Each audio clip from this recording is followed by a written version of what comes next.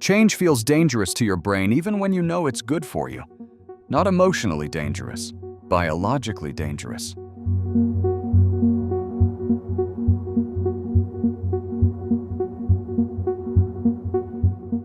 That's because your brain is not designed to chase improvement. It's designed to keep you alive. From your brain's point of view, familiarity equals safety.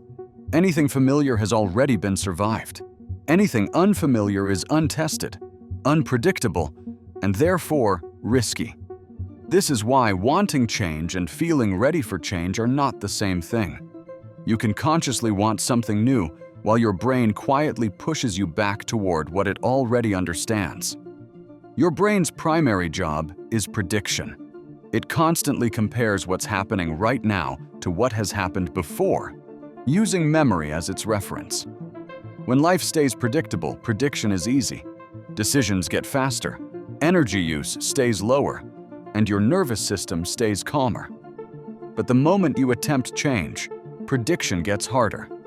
New habits, new routines, new environments, and new versions of yourself all introduce uncertainty.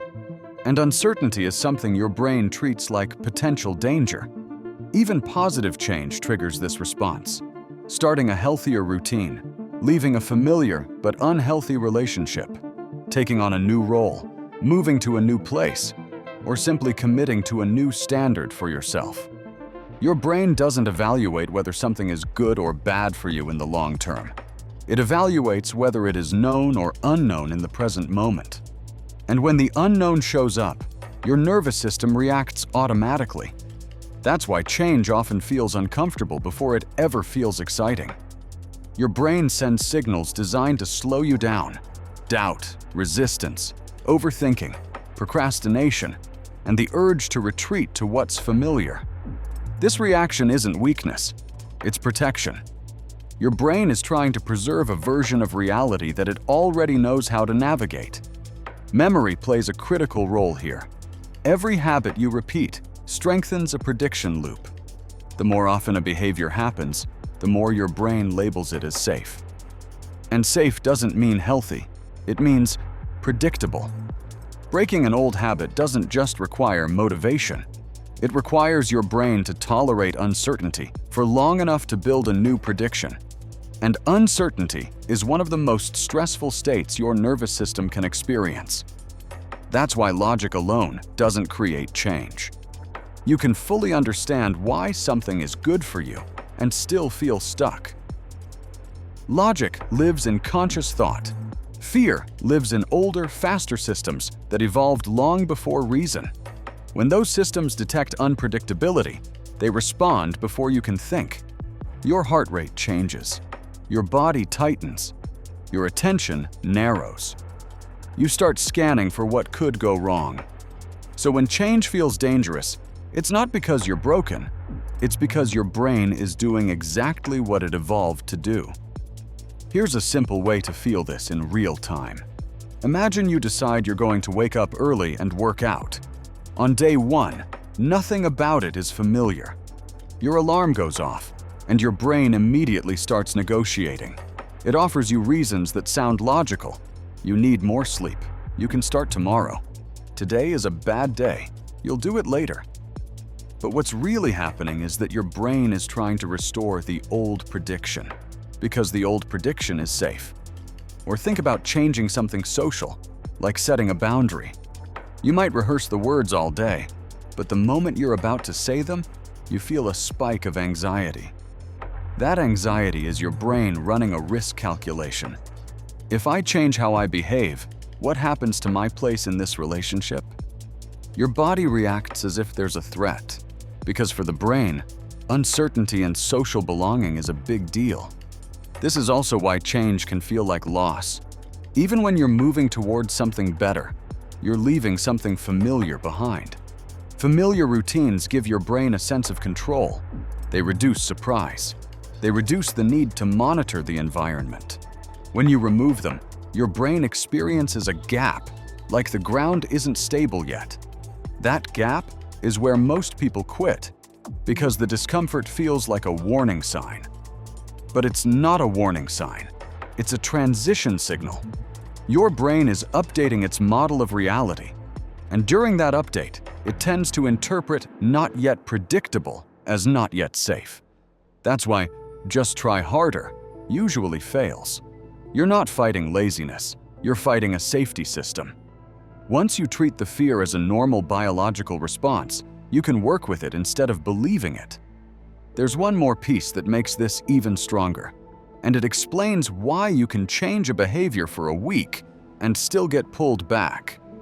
Your brain isn't only protecting habits, it's protecting identity. Identity is basically a set of predictions about you. What you do, what you tolerate, what you avoid, what you believe you're capable of. And those predictions are reinforced by memory. So when you move toward change, your brain has to answer uncomfortable questions. Who am I now? What rules apply? What should I expect from other people? What should I expect from myself? Until those questions are answered through repetition, your brain treats the situation as unstable. That's why early change feels shaky. You're not failing, you're recalibrating. There's also a social layer to this. For most of human history, change could carry real risk. Standing out, breaking routines, challenging expectations. Those things could lead to rejection, conflict, or loss of protection. Your brain still carries those ancient calculations. So even when change is good for your life, your nervous system may respond as if you're threatening belonging. This explains why people often self-sabotage right when progress starts. As identity shifts, your brain senses instability and tries to restore the old version of safe. And under stress, that pull gets stronger. When pressure rises, the brain defaults to what it knows best, not because it's optimal, but because it's predictable. So what actually makes change feel safe? Repetition. Small, consistent proof. Every time you do the new behavior, you teach your brain one simple thing. This didn't harm me. This is survivable. This might be safe. Over time, the danger signal fades.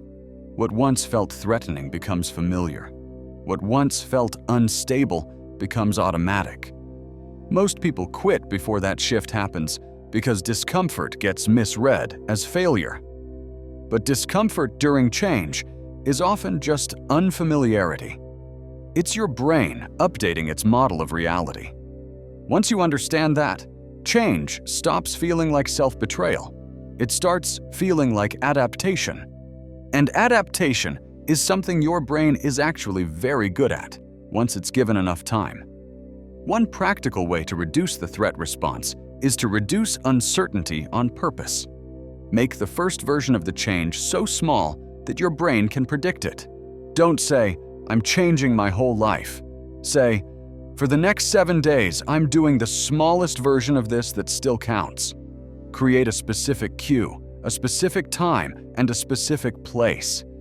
The more specific the plan, the less your brain has to guess, and the safer it feels.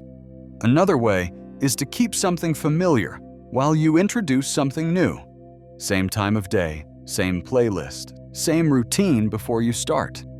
Familiar anchors tell your brain, this is different, but it's not chaos. And when you slip, treat it like data, not identity. Your brain is watching for evidence that the new path is dangerous. If you punish yourself, you feed that story. If you reset calmly, you teach your brain stability. And finally, remember what your brain is really asking for. It's not asking for perfection, it's asking for proof. Proof that the new behavior doesn't lead to danger, rejection, or loss of control. When you stack enough proof, the fear fades, not because you forced it out, but because your brain learned something new. So if change feels dangerous, don't take it as a sign you should stop. Take it as a sign your brain is trying to protect you with an outdated map. Your job is to update the map, one repetition at a time.